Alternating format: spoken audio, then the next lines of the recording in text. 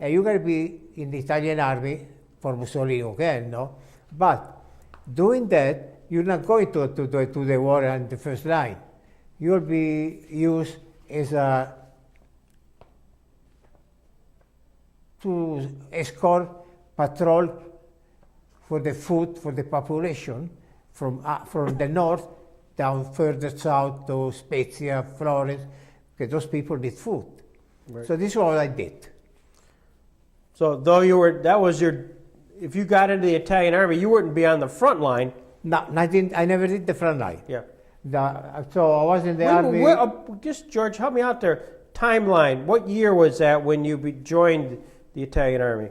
1943. 43? In November, after my birthday. No, I'll never forget, November 19. 18. 18 years Just old. turned 18. So turn 18, off you go. And then I tell you something. I was in Tortona, alla caserna, for the training, whatever it is, not maybe 100 kilometers from Milan. My mother was in jail. The German police come to get my army because I didn't result that I joined the army. If you don't tell us where your son is, you stay in jail. And then my mother said to them, wait a moment, my son is in the army. If you give me the chance, I can shoot the letter that you write to me. He said, let him go. Let him go.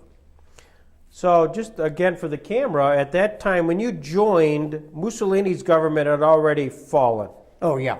So he was already formed the so-called Repubblica di Salò under the German control.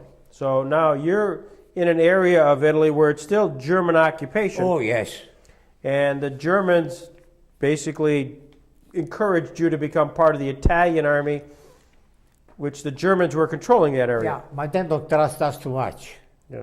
See, then trust more another part of the Italian army. They call it the Divisione Italia because they were training. They think they do the training in Germany. We didn't do it then. Yeah. Right. The only thing that they organized our company to escort the convoy with the food. Were you confused? I mean, here you are in the Italian army supporting the German army. Mussolini had already fallen. The king, Emmanuel. Yeah, we were confused, I tell you that. We were confused. Yeah. When the Germans sort of left, who came in behind the Germans? Was it the Russians? No. No, it was the Fifth Army. Yeah. In the Adriatic coast was the Eighth Army from England. On September 9th, the Fifth Army, composed of American and British troops under General Mark Clark, headed for Salerno, 28 air miles south of Naples. When the British Eighth Army at Messina, under General Montgomery. How were the Americans as an occupying force? How did they treat you? Very good. Yeah. This was the population who were very friendly with them, and then they're respecting the population. I'm sure word got to you that Mussolini had been captured and he and his mistress were hanged. Yeah. This is something I don't know exactly what happened, because somebody says something else, we don't know exactly the truth. No. I was in Milan when they hung up Mussolini upside down with Claretto Petacci at the gasoline station in Piazzale Loreto. I didn't like that, tell you the truth. Yeah. I didn't, because it's a dead body, come on. Do you think the population would have liked to have seen Mussolini on trial? I mean, like the Nuremberg trial. I don't think so. Yeah. I think maybe people from the south, but the people from the north, for some reason, there were too many communists. Communists. Yeah. This is one of the reasons they came in this country. Yeah. Your father, because he was not a fascist, yeah. had a difficult time yes. getting a job. Yes. You serve your country as an Italian member of the Italian army when the war ends because I was not a partisan. You were not a partisan. You could not get a job. I tell you something else. I did close to 2 years in the army and not valid for my pension. So it include incorporate those 2 years in my pension to raise the amount of pension I can catch. Because I did the service with the Mussolini army, I can call it like that. I'm not entitled to the 2 years to be included in my pension. So those 2 years you got no credit for pension? No. According to the Italian law, those 2 years supposed to become double because you were in the army. But I didn't get nothing. I was in the army from November until in May 1945. May 1945. So and then they brought me to the American headquarters after a few days, and then all 5 of us, they brought us to Modena concentration camp, and then from Modena we went to Coltano. Everything was run by the American army. It was a prisoner of war in brief. So from May until October. How do you feel about it? Sometimes you feel like you grew up.